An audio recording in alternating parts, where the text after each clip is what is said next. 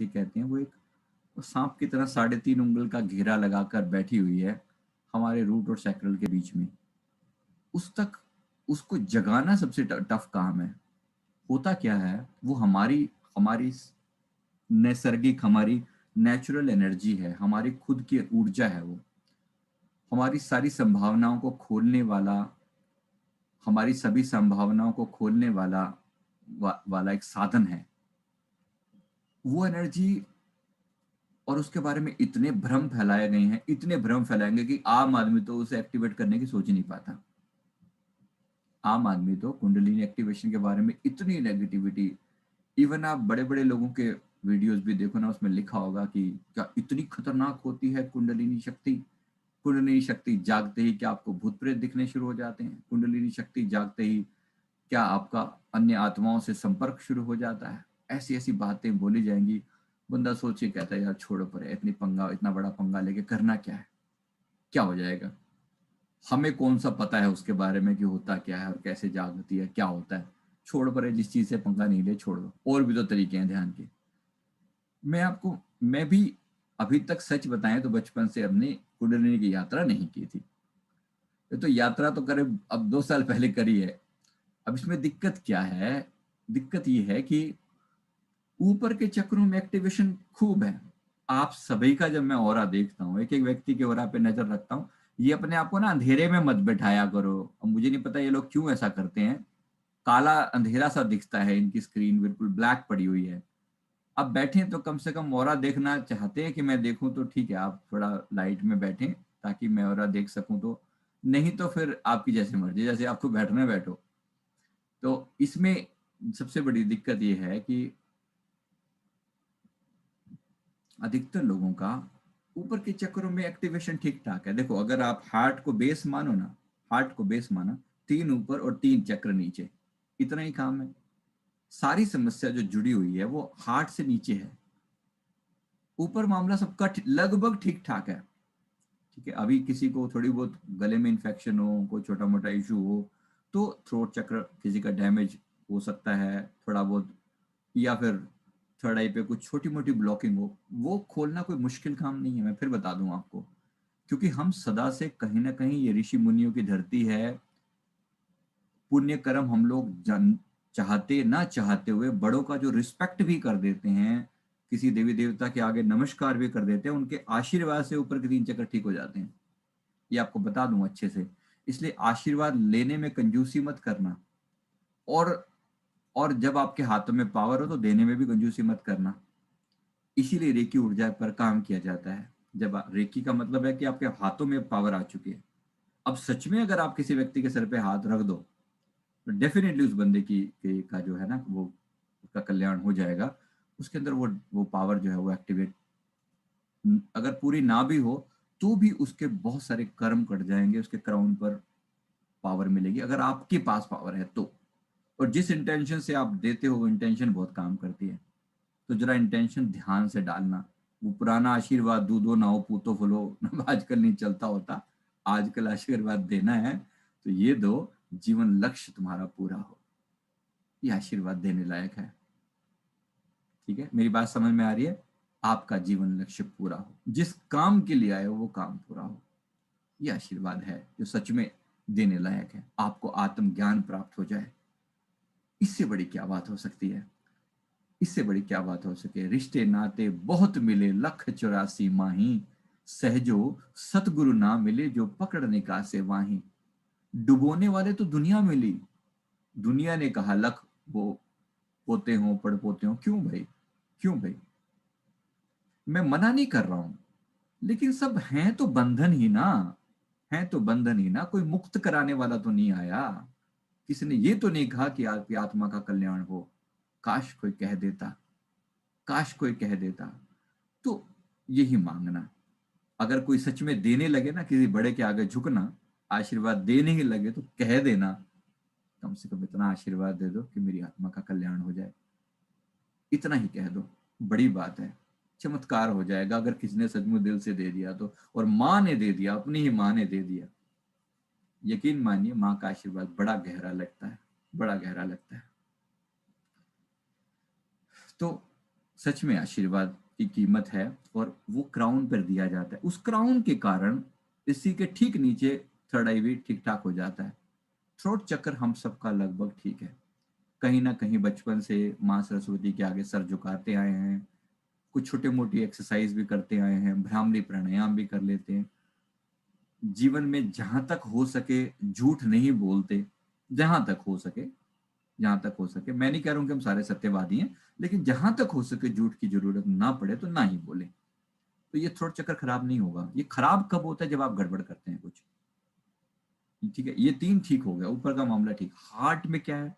Heart के साथ दिक्कत है कि हार्ट में अगर आप इमोशंस को कंट्रोल नहीं कर पाते। अब हम लोग इंडियंस की मैं स्पेशल बात कर रहा हूँ, थोड़े सामाजिक प्राणी ज्यादा हैं, बहुत कनेक्टेड हैं एक दूसरे से, परिवार से, सबसे कनेक्टेड है, बहुत ज्यादा कनेक्टेड है। इसलिए हार्ट सबसे ज्यादा डेविएट करता है, दिक्कत सबसे ज्यादा हार्ट करता है। और हार्ट के साथ ही जुड़ा हुआ है हमारा रूट और सेक्रल है, रूट है। हार्ट के साथ ही जुड़ा हुआ रूट है। अब हार्ट पे कोई भी डैमेज आती है तो वो रूट पे चली जाती है सीधी सीधी। ठीक है, तो मतलब हार्ट रूट पे क्या होता है? रूट पे हो गया सर्वाइवल इश्यूज, जो आजकल बहुत प्रोमिनेंट हो गए हैं। ये देखकर, क्योंकि लॉकडाउन लगा हो तो मन में ये आता है मेरा क्या होगा। ये एक सर्वाइवल इशू है जो आना स्वाभाविक है, आ जाता है, कभी कभी आ जाता है। क्योंकि काम धंधे जिनके रुक गए उनको दिक्कत जरूर होती है। तो वो प्लीज थर्ड आई में ये जरूर डालें कि मेरे पास पैसे का इंतजाम अच्छा हो। मैं हर बार आपकी प्रोग्रामिंग करता हूँ, लगभग हर बार, कि आपको जो थर्ड आई में जैसे ही आपका मन शांत हो तो थर्ड आई में आप ये डालें कि आपके पास पैसे का एक अच्छा फ्लो बन जाए। और उसमें विशेष रूप से ये डालें कि फिनेंशियल फ्रीडम आ जाए। फिनेंशियल फ्रीडम का मतलब है पैसे से मुक्त हो जाना, मतलब पैसे की टेंशन से मुक्त हो जाना। ऐसी मांग रखो, ये मांग बिल्कुल वैलिड है, मांगो परमात्मा से। ठीक है, मेरी बात समझ में आ रही है? पैसे की डिमांड से मुक्ति हो जाए। एक टारगेट रख लेना। अगर सच में थोड़ा बहुत पैसा हो तो ऐसी बहुत सारी स्कीम्स हैं इंडिया में, इन्वेस्टमेंट की स्कीम्स हैं। और बहुत लालची नहीं बनना, लॉन्ग टर्म स्कीम में ऐसे इन्वेस्ट करना कि वहां से पैसे का फ्लो बन जाए। सिंपल सी, जो इवन सरकारी स्कीम में भी है, जैसे नेशनल पेंशन स्कीम है, अटल पेंशन योजना है, और दुनिया भर की ऐसी ऐसी LIC की ऐसी वाली योजना, जिसमें एक बार पैसा डालो और फिर एक सर्टेन टाइम तक आपकी इन्वेस्टमेंट के रिटर्न लाइफ लॉन्ग आते रहते हैं। इस टाइप की चीजें हैं। जो भी हो, उसमें मैं एक्सपर्ट नहीं हूँ, लेकिन आप पूछेंगे तो आपको कहीं ना कहीं से वो साधन मिल जाएंगे। एक सर्टेन एज के बाद, वो एज हो सके, अगर आप मतलब 40 से कम है, 40 से अगर आप 30 हैं, 32 हैं, 35 हैं, या इससे नीचे हैं, तो प्लानिंग करें कि वो एज 35 के आसपास आ जाए। यानी कि जीवन का आधा हिस्सा पड़ा हुआ है और आप फिनेंशियली फ्री हो गए। इससे बड़ी कोई और ब्लेसिंग नहीं है। ये एक बहुत बड़ी ब्लेसिंग है कि आप फाइनेंशियली फ्री हो गए। अब आप जिंदगी का एक महान हिस्सा किसी क्रिएटिव काम में लगा सकते हो। फाइनेंशियल फ्री होने का मतलब ये बिल्कुल नहीं है कि आप कल से काम करना बंद कर देंगे, ऐसा नहीं है। बिल्कुल भी नहीं है। इसका मतलब ये है, अब अब आप रोजी रोटी के लिए मर मर के काम नहीं करते। अब आप एक अब आप काम करते हो तो अपनी चॉइस से करते हो, अपनी खुशी से करते हो, कुछ ऐसा करते हो जिससे आपका जीवन लक्ष्य पूरा होता है। समझ में आई ये वाली बात? ये मांग रखनी जरूरी है। मांगना, ये मांग रखना, ताकि समय रहते परमात्मा इसे पूरी करे। एकदम से पूरी नहीं होती, थोड़ा टाइम लगता है। यूनिवर्स को आपकी डिमांड पूरा करने के लिए कुछ फेरबदल करनी पड़ती है। Let it happen. उनको करने का मौका दो, थोड़ा टाइम दो, बोलो, और थोड़ी प्लानिंग भी करो, क्योंकि यूनिवर्स आपके सामने नोट बरसाना शुरू नहीं कर देगा जैसे मेरे पीछे ये फूल पत्ते बरस रहे हैं। वो ऐसे नहीं कि भाई चलो आज नोट डाल दिए, जितने मर्जी इकट्ठे कर लो। ऐसा नहीं होगा। वो आपके दिमाग में आइडिया देगा कि ये इन्वेस्टमेंट कर लो, ऐसे कर लो, यहाँ कर लो, ये मकान ले लो, ये कर लो, फलाना करो, ये काम कर लो, ये काम ठीक नहीं है। ऐसे ऐसे कुछ सजेशन आएंगे जो बार बार दिमाग में क्लिक करेंगे। जब क्लिक करें तो समझ लेना कि यूनिवर्स आपको ये मैसेज देना चाह रहा है कि भैया इस डायरेक्शन में सोच लो। और बड़ा दयालु है वो, बहुत दयालु है। ये मत सोचे कि वो आपको कह के छोड़ देगा कि भाई चलो जाओ, मैंने तो बोल दिया था ना, तुम्हें याद पता है कि नहीं पता। वो दोबारा बोलेगा आपको, किसी तरीके से बोलेगा, तीसरे तरीके से, चौथे तरीके से, फिर समझाएगा। एक एक सच्चे पिता की तरह, एक माँ की तरह समझाएगा। देख बेटा, मैंने पहले भी हिंट दिया था, दोबारा दिखा रहा हूं। कोई व्यक्ति आके आपको बोल जाएगा कि प्लानिंग कर लो, कि ऐसे कर लो, ऐसे कर लो, ये काम ठीक नहीं है। कभी कभी तो बिल्कुल चांटा लगा के भी बोल जाता है। उसकी दयालुता का परिणाम है वो भी। एक बार जब मैं किसी समय में +2 में मतलब 10th के बाद +1 में +2 में एडमिशन ना लेने का मन बनाया हुआ था कि भाई चलो अब क्या करना है, कुछ छोटा मोटा काम धंधा सीख लें। किसी जगह पर जून का टाइम था, मई या जून का टाइम था। किसी जगह पर मैं खड़ा हुआ था, थोड़ी बहुत बारिश हो रही थी। एक व्यक्ति गाड़ी पर आया, उस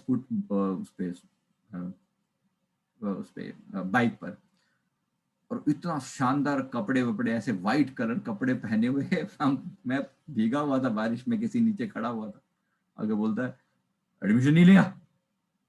एडमिशन नहीं लिया? कहाँ एडमिशन नहीं लिया? इससे पहले कि मैं कुछ समझ पाता, अभी जाओ और जाकर एडमिशन लो।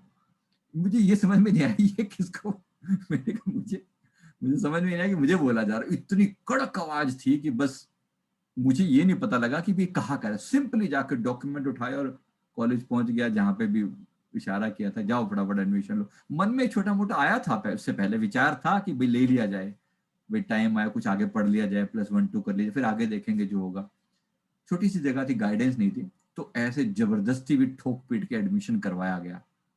मतलब, तो मेरा मतलब है उसकी दयालुता हर पल हमारे साथ है। ये यूनिवर्स, आप ये मान के चलना, थर्ड आई से कनेक्ट होने का मतलब इस यूनिवर्स के साथ एक प्यार भरा रिश्ता बन रहा है। और यूनिवर्स के साथ बन रहा का मतलब क्या? किसी एक देवी देवता की बात मैं यहाँ पर नहीं कर रहा हूँ। ये पूरा आसमान हमारा है, एक एक व्यक्ति हमारा है। और वो जो सबके हृदय के अंदर बैठा हुआ है, जो पहले मेरे अंदर बैठा मुझे दिख गया है ना, वो सारे संसार में दिखना शुरू हो जाएगा एक दिन। ठीक है? तो एक प्यार का रिश्ता उस यूनिवर्सल एंड पावर के साथ, जिसे हम निराकार कहें, ओंकार कहें, परमात्मा कहें, अल्लाह कहें, वट उसको नाम दें, वाहेगुरु कहें, वो हमारा अपना है, वो हमारे हृदय से कनेक्टेड है। अब उसके साथ ये जो रिश्ता बन गया, तो आप पाएंगे हर पल आपको, हर पल आपको गाइडेंस मिल रही है। हर पल आपको तरह तरह से अलग अलग ढंग से समझाया जा रहा है।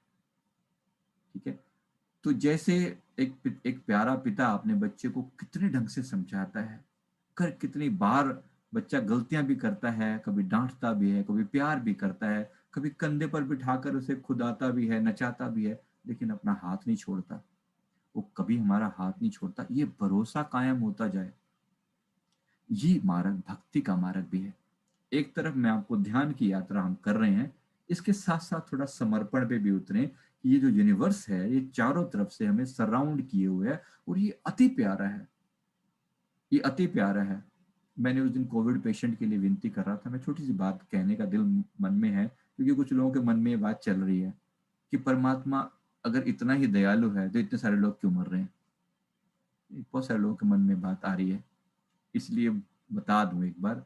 गुरबाणी में वचन आए हैं कि ते दुख भूख सद मार, एहवी दात तेरी दातार।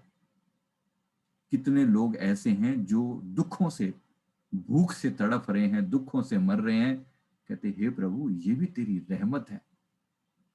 कैन यू थिंक अबाउट, क्या बात कर रहे हैं प्रभु। मतलब गुरु नानक साहब जैसी महान हस्ती इतनी बड़ी बात बोल रहे हैं, क्या कह रहे हैं वो। कितने लोग भूख से व्याकुल हैं, दुखों में गलतान हैं, ये भी तेरी दात है। कैसे? कैसे? ये उनको जगाने का साधन है।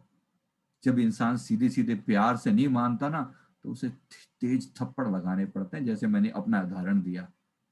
उसे तेज थप्पड़ लगाने पड़ते हैं। ऐसे परमात्मा को बारंबार नमस्कार करें कि वो कितना दयालु है। आप नहीं जानते कि इस समय इससे कितना बड़ा काम होने वाला है, ये अभी आपको पूरा हिंट नहीं है। हम ये नहीं कह रहे कि बहुत अच्छा हो रहा है इनके साथ, ये मैं बिल्कुल नहीं कह रहा हूं। दुख आता है, लेकिन कहीं ना कहीं इसके पीछे इंटेंशन परमात्मा के बहुत बहुत बहुत पॉजिटिव है। अगर एक इंडिविजुअल को मैं देखूं, जब मास में देखता हूं तो दुख बड़ा होता है, पीड़ा होती है, इतने लोगों को मरते देखना कोई मजाक नहीं है। लेकिन इंडिविजुअली जब आप उनकी आत्मा का अगर सफर देखो ना, और कोई ऊपर बैठ के अगर देख रहा होगा कि ये सफर कहां से कहां लेके जाना है, तो ये जो टर्निंग पॉइंट है, कुछ लोगों की कुर्बानी देकर कुछ लोगों के लिए रास्ता खोला जा रहा है। ऐसे कुछ लोग हमेशा ये कुर्बानियां मांगती है। जब भी कोई बड़ा काम होना होता है ना, तो पुरानी चीजों को कुर्बान होना होता है। जैसे नई बिल्डिंग बनने से पहले पुरानी बिल्डिंग के कुछ पार्ट को या पूरे पार्ट को तोड़ा जाता है, बस ऐसा ही कुछ काम हो रहा है। इसलिए जो हो रहा है, अपने बस में जो हो सेवा करते जाना। हम भी दिन रात लगे हुए हैं, अभी भी नीचे जो है वो अनाज के पैकेट बांट बांट के आ रहे हैं। जो सेवा है उसमें पीछे नहीं हटना। फिर ये नहीं कि भाई ये इनको इनके हाल पे छोड़ दो, इनके साथ कुछ और नहीं, नहीं, बिल्कुल नहीं। आप अपनी ड्यूटी निभाना, ड्यूटी से पीछे मत हटना। मेरी बात समझ में आ रही है? कुछ बातें बोलनी पड़ती हैं क्योंकि कुछ लोगों के मन के सवाल चल रहे होते हैं।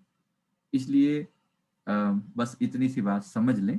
परमात्मा ने जो है, यहाँ से ऊपर के जो हम चक्रों की बात कर रहे थे, यहाँ से ऊपर मामला लगभग ठीक है। हार्ट चक्रा पर थोड़ा सा प्लस माइनस होता है, लेकिन नीचे के 3 चक्रों में गड़बड़ रहती है। नीचे के 3 चक्रों में गड़बड़ रहती है। वहां पर हमने ध्यान देना छोड़ दिया है। एक तो फिजिकल एक्सरसाइज बिल्कुल ही छूट गई है लोगों की। देखो ना, कितने कम लोग हैं जो फिजिकली एक्टिव रहते हैं। दिन में आमतौर पे बोला जाता है कम से कम 4 किलोमीटर या लगभग 10,000 कदम चलने चलने चलना चाहिए। क्या सचमुच चल पाते हैं 4 किलोमीटर तक? मुश्किल से। कई बार मैंने देखा है लोग, अगर हम वो पेडोमीटर लगा लेना, तो कितने कदम बैठते हैं। 10,000 कदमों की बात होती है, मुश्किल से 2,000 3,000 कदम भी नहीं हो पाते। घर के अंदर इधर से उधर कितना हो लेंगे? क्या हो लेंगे? तो 2,000 कदम भी बहुत मुश्किल हो पाते हैं। इसलिए अकॉर्डिंगली खाना पीना कम कर दें फिर। ठीक है, रिड्यूस द डाइट। अगर आपको लग रहा है तो आपके पेट पे बोझ भी कम रहे, ताकि शरीर हल्का फुल्का रहे अकॉर्डिंगली, और बहुत आगे तरक्की की जा सके। यही इसलिए बोल रहा हूँ कि रूहानी तरक्की करने का टाइम है, आध्यात्मिक उन्नति करने का टाइम है। तो नीचे के चक्रों को एक्टिवेट करना। लेकिन यात्रा ऊपर ही है, ये भूलना मत इस बात को। यात्रा ऊपर ही है, जाना वही है, लेकिन नीचे के बंधन आपको नहीं पड़ने चाहिए। वो यात्रा ऊपर की कहाँ हो रही है? वो हमारी मॉर्निंग इवनिंग मेडिटेशन क्लास में हो रही है। नीचे के बंधन कट रहे हैं। नीचे के चक्रों से हमें कुछ बहुत सारा मिलना नहीं है कि भाई रूट्स चक्र एक्टिवेट हो गया तो, रूट चक्र अगर एक्टिवेट हो गया तो मुझे कोई हीरे जवाहरात मिल जाएंगे, ऐसा कुछ नहीं है। सिर्फ उसको हम बंधन काट रहे हैं नीचे के अपने। मेरी बात समझ आ रही है? इसलिए जब जब आप ध्यान करना ना, नीचे के चक्रों का विशेष रूप से कहना, हे प्रभु कृपा करना, मेरे नीचे के चक्रों के जो बंधन है मेरे सामने आ जाएं, ताकि मैं उन्हें काट सकूं। Is it clear? बात समझ आ रही है? तो वो चीजें आपके सामने आएंगी।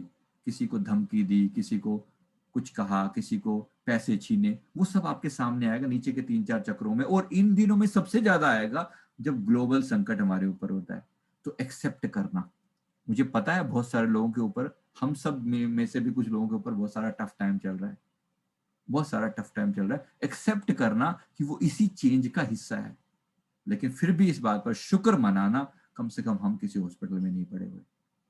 शुक्र मनाना कि कम से कम अपने घर के कंफर्ट में हैं, जैसे तैसे करके पड़े हैं, और सब लगभग चीजें ठीक हैं। लगभग चीजें ठीक हैं। हम नहीं कह रहे सब कुछ ठीक है। हमारे भी घर में इधर उधर लोगों को कोविड हुआ पड़ा है, लेकिन फिर भी फिर भी जो है चीजें कंट्रोल में है। कोई बहुत नुकसान किसी तरह का नहीं हो रहा, तो भी शुक्र मनाएं। अब आगे की यात्रा की बात करते हैं। तो नीचे मैंने चक्रों को घुमाने की लास्ट टाइम बात की थी।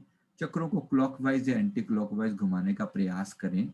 नॉर्मली चक्र क्लॉकवाइज घूमते हैं, मतलब अगर आप मेरे को सामने से देख रहे हैं तो ये रोटेशन है, ये वाली रोटेशन है, ऐसे। ठीक है, समझ आ रही है? इसमें कोई कंफ्यूजन नहीं होना चाहिए।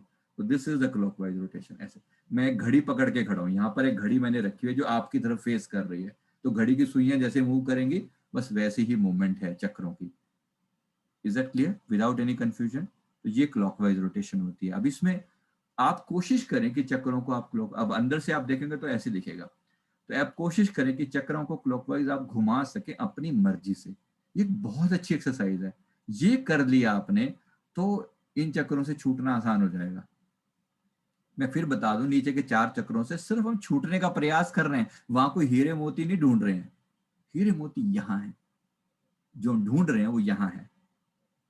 समझ में आई मेरी बात? जिसकी हम खोज कर रहे हैं वो यहाँ है, यहाँ बैठा हुआ है। वो हजार हजार पर्दों के बीच डेरा लगाकर बैठा हुआ है। उसका मुख एक जोत है, घूंघट है संसार, घूंघट में वो छुप गया, मुख पर आंचल डार। वो अंधेरे का पर्दा ऊपर डालकर अंदर बैठ गया है, छुप कर बैठा हुआ है। उसको खोजने जा रहे हैं हम। समझ में आया? समझ में आ रही है मेरी बात?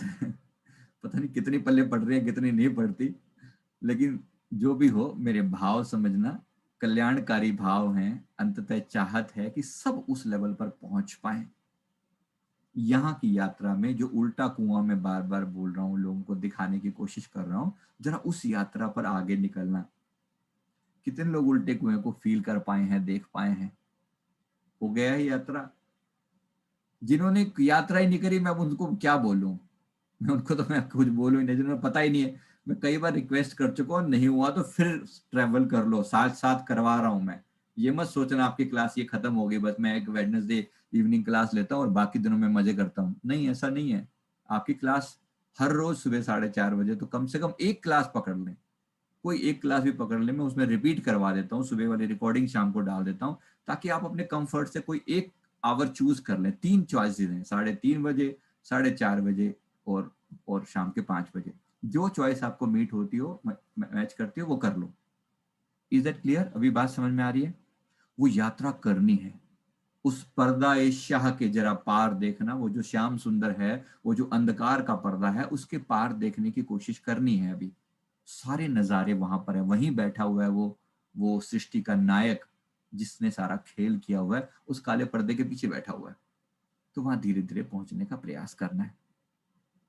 ठीक है, क्लियर है? कुछ कुछ पल्ले पड़ रही है बात?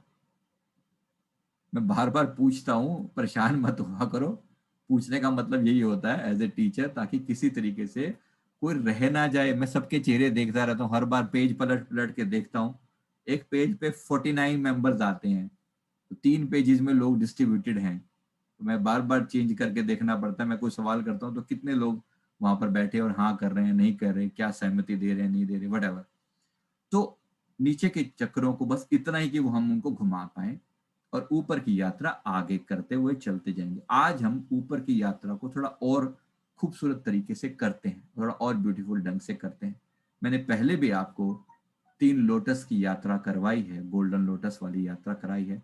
उसी गोल्डन लोटस वाली यात्रा से ही अगर हम थोड़ा सा उस पर थोड़ा सा और ढंग से एंट्री मारें, तो वहीं से ही आगे का रास्ता निकलता है। वहीं से ही तरह तरह के लोक दिखाई पड़ते हैं, रास्ते दिखाई पड़ते हैं। यहाँ पहुंच जाएं, बस यहाँ पहुंच जाएं, इस जगह पर एनर्जी का फोकस हो जाना और नीचे के चक्र बैलेंस हो जाना।